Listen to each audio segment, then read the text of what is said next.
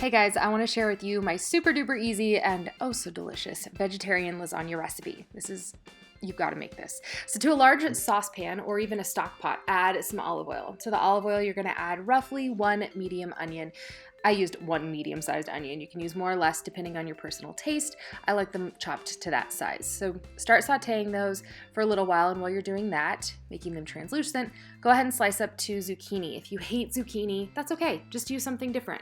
You can use yellow squash or extra peppers. I happen to have half of a bell pepper left over from school lunches, so I sliced that up and then chopped it into little, maybe half-inch sized pieces. So I can add that as well. Add more peppers if you'd like, more vegetables if you'd like. You can really be flexible with this recipe. I added about 3 tablespoons of chopped garlic to my saute pan.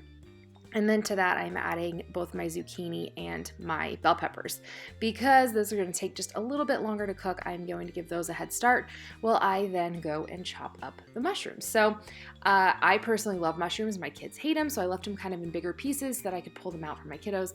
I think they make it taste even better. Of course, personal taste, personal decision. So those are the vegetables that I chose to put in this lasagna.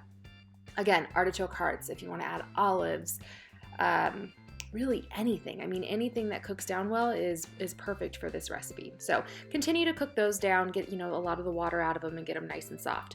While those are cooking, I actually whipped up a really quick Alfredo sauce. I will leave it down in the description box below. It takes less than 5 minutes to make and it is so good. Otherwise, you can just use a jar. Shred about 3 cups of mozzarella cheese and then make your ricotta mixture. So to my ricotta mixture, I'm adding 1 small container of ricotta cheese along with an egg. Mix that together, add some fresh basil or dried basil, which is what I happen to have, to the ricotta and give it a nice stir. Now you have a couple of your stations done, so you're gonna finish up your vegetables. You could add crushed tomatoes, fresh tomatoes if you'd like. Add those a little bit before though, so you kind of cook them down just a little bit. I personally had a leftover jar of spaghetti sauce in my fridge from spaghetti or pizzas or something that we made last week. So mix that into your veggie mix, just kind of gives it a little bit more sauce. I don't like a really dry lasagna, so this kind of keeps it a little wetter, for lack of better words, and it also adds just a little bit more flavor. So now my vegetables are ready to go. I'm going to cook my lasagna noodles. So I did add a little bit of olive oil and salt to the water, salt to flavor them, olive oil to keep the lasagna noodles from sticking when you pull them out, because once, if they get stuck together, it can be a little difficult to get them apart for the lasagna. And well, it doesn't really matter if you tear them up. Sometimes it's just nice to work with nice, flat, kind of equal-sized lasagna noodles. Again, it doesn't really matter. So cook those until they are al dente. So you want them to have just a little bit of white or a little bit of,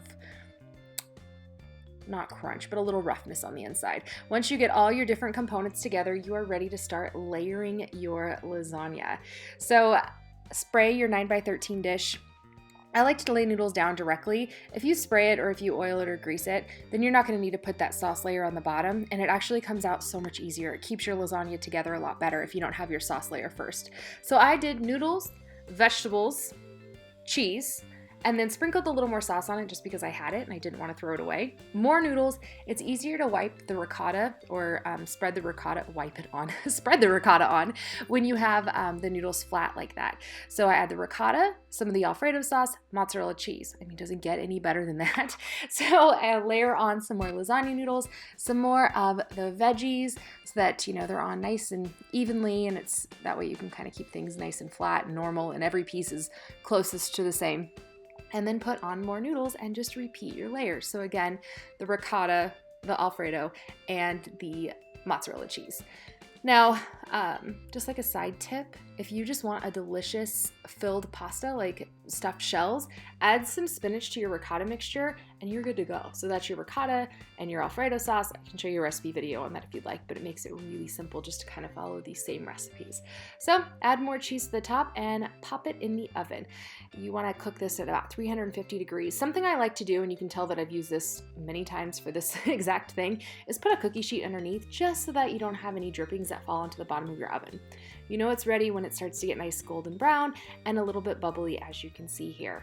So good. Let it set for just a little bit of time on the counter. And that way when you take it apart, it doesn't just fall apart on you. It comes out a little bit easier, as you see here. I think it helps quite a bit. And yeah, enjoy. My kids loved it. In fact, they had seconds. So I hope your kiddos enjoy this, or your husband or your wife. I will talk to you guys very soon. Thank you so much for watching. Bye.